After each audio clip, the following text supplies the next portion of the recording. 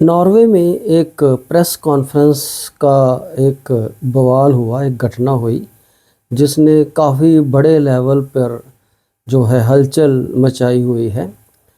और मुझे उसके पॉलिटिकल एस्पेक्ट से तो कुछ नहीं लेना देना, वो पॉलिटिशियंस जाने या पॉलिटिकल लोग जाने, लेकिन मुझे उसमें से जो अपने लिए एक मनोविज्ञानी होने के कारण जो एक बात बड़ी इम्पोर्टेंट लगी, उस पे मेरा जो ध्यान है वो केंद्रित हुआ। वो ये कि नॉर्वे जो है वहाँ पर प्रेस की फ्रीडम जो है उसकी रैंकिंग नंबर 1 पे है। यानी वहाँ पर लोगों को क्वेश्चन पूछने की आज़ादी काफ़ी हद तक है। और भारत का इसमें रैंक 157 या 158 नंबर पे है। और जिससे पता चलता है कि क्वेश्चन पूछने की आज़ादी हमारे देश में नंबर 1 के लेवल के अनुसार तो नहीं है। तो मैंने सोचा कि आज इसी बात पे एक वीडियो बनाई जाए और ये डिस्कस किया जाए कि किसी भी सोसाइटी में अगर प्रश्न पूछने की आज़ादी है तो उससे वहाँ के बच्चों की और वहाँ के लोगों की ब्रेन की डेवलपमेंट, इंटेलिजेंस, उनकी थिंकिंग, उनकी रीजनिंग में क्या अफेक्ट जो है, क्या प्रभाव जो है वो पड़ सकता है, उसको ही मैंने आज अपनी वीडियो में एक्सप्लेन करने की जो है वो कोशिश करनी है। तो चलो आप इसी बात को ध्यान रख के इसको समझने की कोशिश करते हैं कि जिस समाज में प्रश्न पूछने की आज़ादी काफ़ी है, उस समाज के बच्चों की, उस समाज के लोगों की और उस समाज की जो इंटेलिजेंस है उस पे उसका क्या असर पड़ेगा। देखिए, इंटेलिजेंस जो है उसको हम दो प्रकार में बांट सकते हैं, जो कि कटेल ने अपनी एक बुद्धि के सिद्धांत पे जो है वो बताया था। उसने बुद्धि के दो प्रकार बताए थे। एक तो है फ्लूइड इंटेलिजेंस यानी तरल बुद्धि, और एक है क्रिस्टल इंटेलिजेंस यानी ठोस बुद्धि। तो फ्लूइड इंटेलिजेंस क्या है? फ्लूइड इंटेलिजेंस जो है वो एक प्रकार की हमारी दिमाग की बायोलॉजिकल कैपेसिटी है। यानी दिमाग का जो बायोलॉजिकल स्ट्रक्चर है और दिमाग के अंदर जो न्यूरल कनेक्शंस हैं, जो न्यूरल पाथवेज हैं, उनकी जो एक पूरी समर्था है उसको हम फ्लूइड इंटेलिजेंस कहते हैं। और दूसरी है क्रिस्टल इंटेलिजेंस यानी ठोस बुद्धि।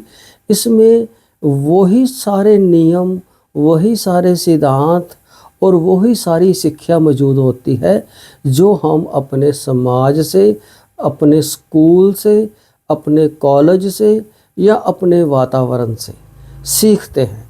यानी बिल्कुल सीधी सादी बात ये है कि क्रिस्टल इंटेलिजेंस में जो बुद्धि है वो इस बात पे डिपेंड करती है कि हमने वातावरण से क्या सीखा।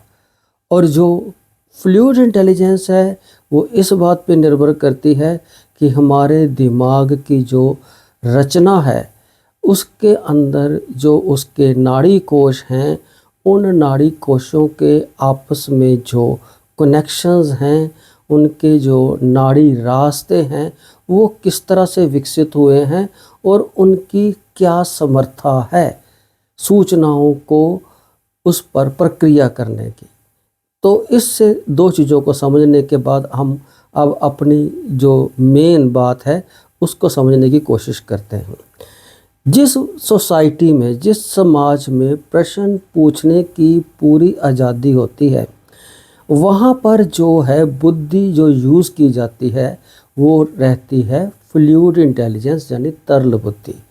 और जिसमें एक प्रश्न पूछने की पूरी आज़ादी है, वहाँ दिमाग में बच्चों की विकास के दौरान बहुत सारे नाड़ी रास्ते बनते हैं, बहुत सारे नाड़ी कनेक्शंस बनते हैं, और दिमाग की जो कैपेसिटी है, जो उसकी बायोलॉजिकल कैपेसिटी है, वो बुद्धि में अपने आप को पूरी तरह से प्रभावशाली ढंग से प्रदर्शित करती है।